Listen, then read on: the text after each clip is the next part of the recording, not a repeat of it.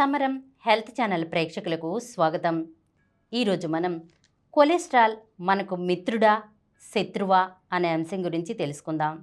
Cholesterol అనగానే అందరికీ గుండె జబ్బులే గుర్తొస్తాయి. కానీ నిజానికి కొలెస్ట్రాల్ మన శరీరానికి అత్యవసరమైన ముడి పదార్థం. శరీరంలో హార్మోన్ స్రావాల ఉత్పత్తిలో, కణ సంశ్లేషణలో కొవ్వులు కీలక పాత్ర పోషిస్తాయి. కానీ పరిమితిలో ఉన్నంతకాలం వీటితో ఎలాంటి హాని ఉండదు. అయితే వీటిలో రకాలతో పాటు మంచివి చెడ్డవి కూడా ఉంటాయి. వాటి రకాలు, ఆరోగ్యకర మోతాదులు ఏవంటే, టోటల్ కొలెస్ట్రాల్ 200 మిల్లీగ్రామ్స్ కంటే తక్కువ ఉండాలి. ఎల్డిఎల్ కొలెస్ట్రాల్ ఇది చెడు కొలెస్ట్రాల్, ఇది 100 లోపు ఉండాలి. హెచ్డిఎల్ కొలెస్ట్రాల్ ఇది మంచి కొలెస్ట్రాల్, 40 కంటే ఎక్కువ ఉండాలి. విఎల్డిఎల్ కొలెస్ట్రాల్ 30 కంటే తక్కువ ఉండాలి. ట్రైగ్లిజరైడ్స్ 150 కంటే తక్కువ ఉండాలి. మంచి కొలెస్ట్రాల్స్ కూడా వాటి పరిమితులు దాటకుండా చూసుకోవాలి. పరిమితికి మించితే ఇవి కూడా శరీరానికి హాని చేస్తాయి.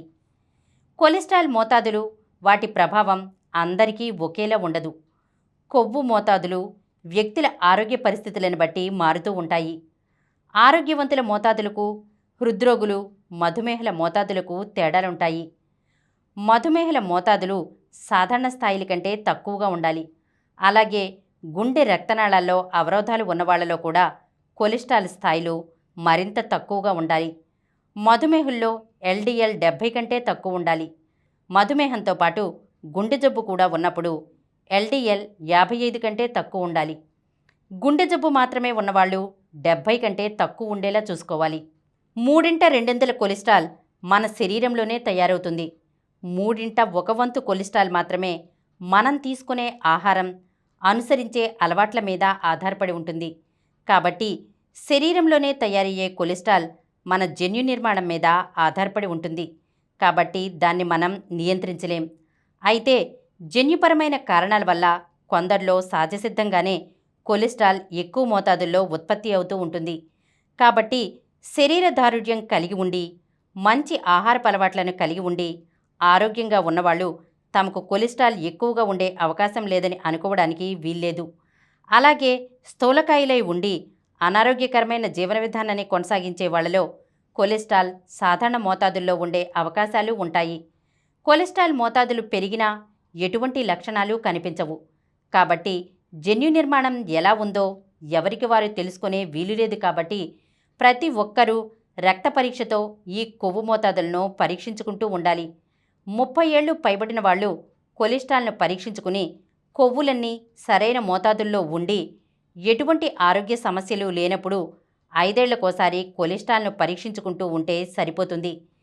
50 ఏళ్లకు చేరుకున్న తర్వాత ఏడాదికోసారి తప్పనిసరిగా పరీక్షించుకోవాలి. అలాగే మధుమేహం, అధిక రక్తపోటు ఉన్నవాళ్ళు వయసుతో సంబంధం లేకుండా ఏడాదికోసారి పరీక్షలు చేయించుకుంటూ ఉండాలి. వంట నూనెల్లో మోనో అన్సాచురేటెడ్ కొవ్వులు, శాచురేటెడ్ కొవ్వులు ఉంటాయి. వీటిలో మొదటి 2 కొవ్వులు మన శరీరానికి మంచివి. శాచురేటెడ్ కొవ్వులు కొంత హానికరమైనవి. కాబట్టి శాచురేటెడ్ కొవ్వులు ఎక్కువగా ఉండే డాల్డా, పామాయిల్, కొబ్బరి నూనెల వాడకం తగ్గించాలి. పొద్దుతిరుగుడు, నువ్వులు, వేరుశెనగ, రైస్ బ్రాన్, ఆలివ్ మొదలైన నూనెల్లో కొవ్వులన్నీ వివిధ నిష్పత్తుల్లో ఉంటాయి. కాబట్టి ప్రతి 2-3 నెలలకు ఈ నూనెలను మార్చి వాడుకుంటూ ఉండాలి. వంటకు ఏ నూనె వాడుకుంటున్నాం అనే దానికంటే ఎంత నూనె వాడుకుంటున్నాం అన్నది ముఖ్యం. ఒక వ్యక్తి నెలకు అరకిలో నూనె మాత్రమే వాడుకోవాలి.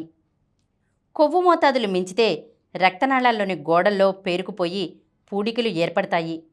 వీటి మీద రక్తపు గడ్డలు ఏర్పడి గుండెపోటుకు దారితీయవచ్చు.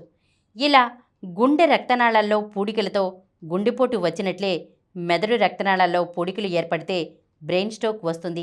ఇది పక్షవాతానికి దారితీస్తుంది. అదేవిధంగా మూత్రపిండాల రక్తనాళాల్లో పూడికలు ఏర్పడితే మూత్రపిండాల సామర్థ్యం కుంటిపడవచ్చు. ఈ ప్రదేశాల్లోనే కాకుండా శరీరంలోని ఏ రక్తనాళంలోనైనా కొలెస్ట్రాల్ పూడికలు ఏర్పడవచ్చు.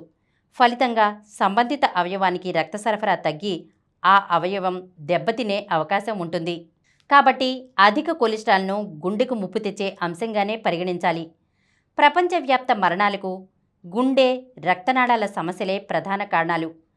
ప్రతి 100 మందిలో 30 మంది ఈ 2 సమస్యల వల్లే ప్రాణాలు కోల్పోతూ ఉంటారు. ఈ 2 సమస్యలకు దారితీసే ముఖ్యమైన ప్రమాదకారకాల్లో అధిక కొలెస్ట్రాల్ ఒకటి. కొలెస్ట్రాల్ను ఆరోగ్యకర మోతాదుల్లో ఉంచుకోవడం కోసం ఆరోగ్యకరమైన జీవన విధానాన్ని కొనసాగించాలి. ఆహారంలో పండ్లు, కూరగాయలు, చిరుధాన్యాలు ఎక్కువగా, మటన్, బీఫ్, పోర్క్లు తక్కువగా ఉండేలా చూసుకోవాలి. అలాగే కొవ్వు తక్కువగా ఉండే పాల ఉత్పత్తులు తీసుకోవాలి. వెన్న, నెయ్యిలను పరిమితం చేసి మేగడ తీసిన పెరుగు, కొవ్వు తొలగించిన పాలు తీసుకోవాలి. బాదం, పిస్తా లాంటి నట్స్ కూడా పరిమితంగా తీసుకోవాలి. వేపుళ్ళు, తీపి పదార్థాలు తగ్గించుకోవాలి. రోజుకు కనీసం అరగంట చొప్పున వారంలో 5 రోజుల పాటు వ్యాయామం చేయాలి. నడక, పరుగు, ఈత, సైకిల్ తొక్కడం ఇలా ఏదో ఒక వ్యాయామం తప్పనిసరిగా చేయాలి. ధూమపానం, మద్యపానం కొలెస్ట్రాల్ మోతాదులను పెంచుతాయి కాబట్టి వీటిని మానేయడం మంచిది. ఎత్తుకు తగిన బరువు ఉండేలా చూసుకోవాలి. అధిక బరువును 5% తగ్గించుకున్నా కొలెస్ట్రాల్ మోతాదులు చాలా బాగా తగ్గుతాయి. క్రమం తప్పక ఆరోగ్య పరీక్షలు చేయించుకుంటూ ఉండాలి. అస్తవ్యస్త జీవనశైలి వల్ల కొందరిలో కొలెస్ట్రాల్ మోతాదులు పెరిగిపోవచ్చు. జన్యుపరమైన కారణాల వల్ల కూడా కొందరిలో ఈ పరిస్థితి తలెత్తవచ్చు. ఇలాంటి సందర్భాల్లో కొవ్వు మోతాదులను తగ్గించే మందులను వాడుకోవాలి. కొలెస్ట్రాల్ను తగ్గించుకోవడం కోసం సాధారణంగా స్టాటిన్స్ మందులనే వాడుకుంటూ ఉంటాం. ఈ మందులు టోటల్ కొలెస్ట్రాల్, హెచ్డిఎల్, ఎల్డిఎల్ కొలెస్ట్రాల్స్ను తగ్గిస్తాయి. అయితే ట్రైగ్లిజరైడ్స్ను మాత్రమే తగ్గించే ఫిబ్రేట్స్ మందులు కూడా ఉన్నాయి. కొలెస్ట్రాల్, ట్రైగ్లిజరైడ్స్ ఈ 2 ఎక్కువగా ఉన్నప్పుడు 2 రకాల మందులు కలిపి వాడుకోవాలి. ఎక్కువ శాతం కొలెస్ట్రాల్ మన శరీరంలో రాత్రివేళే తయారవుతుంది కాబట్టి ఈ మందులను రాత్రి భోజనం తర్వాతే వేసుకోవాలి. ఈ మందులతో ఎల్డిఎల్ కొలెస్ట్రాల్ 30 నుంచి 40% తగ్గుతుంది. ఇటీవల కాలంలో ఇంజెక్షన్ రూపంలోని మందులు కూడా అందుబాటులోకి వచ్చాయి. 6 నెలలకోసారి తీసుకునే ఇంజెక్షన్తో పాటు 2 వారాలకోసారి తీసుకునే ఇంజెక్షన్లు కూడా ఉన్నాయి. వీటితో కొలెస్ట్రాల్ మోతాదులను 60% మేరకు తగ్గించుకునే వీలుంది. స్టాటిన్స్ వాడుతున్నప్పటికీ కొలెస్ట్రాల్ స్థాయిలు ఆశించిన స్థాయికి తగ్గకపోయినప్పుడు ప్రత్యామ్నాయంగా ఇంజెక్షన్లను ఎంచుకోవచ్చు. అలాగే స్టాటిన్లతో ఒళ్ళు నొప్పులు, దుష్ప్రభావాలు ఎదుర్కొనే వాళ్ళు కూడా ఇంజెక్షన్లను ఎంచుకోవచ్చు. కొందరికి స్టాటిన్లు ఒక్కటే సరిపోవు. అలాంటి వారికి కూడా ఇంజెక్షన్లు అవసరమవుతాయి. అయితే స్టాటిన్స్తో పోల్చితే ఇంజెక్షన్లు ఖరీదైనవి. నెలకోసారి తీసుకునే ఇంజెక్షన్ ధర సుమారు ₹1,00,000 ఉంటే 2 వారాలకోసారి తీసుకునే ఇంజెక్షన్ ₹20,000 ఉంటుంది. ఈరోజు కొలెస్ట్రాల్ను నియంత్రించుకుంటే రేపటి కోసం గుండెను కాపాడుకోవచ్చు. సంతులన జీవన విధానం, క్రమం తప్పని ఆరోగ్య పరీక్షలు, సమర్థమైన చికిత్సలతో కొలెస్ట్రాల్ మోతాదులను అదుపులో ఉంచుకోవడం ఖచ్చితంగా సాధ్యమే. ఈరోజు మనం కొలెస్ట్రాల్ మనకు మిత్రుడా, శత్రువా అనే అంశం గురించి తెలుసుకున్నాం కదా. మరొక అంశంతో మళ్ళీ కలుద్దాం.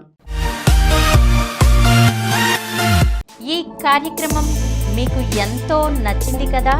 ఇటువంటి మరిన్ని వీడియోల కోసం అనతి కాలంలోనే 20 కోట్లకు పైగా వ్యూస్ సాధించిన సమరం ఛానల్ సమర్పించు సమరం హెల్త్ ఛానల్కు సబ్స్క్రైబ్ చేయండి, లైక్ చేయండి, మీ ఫ్రెండ్స్కి షేర్ చేయండి.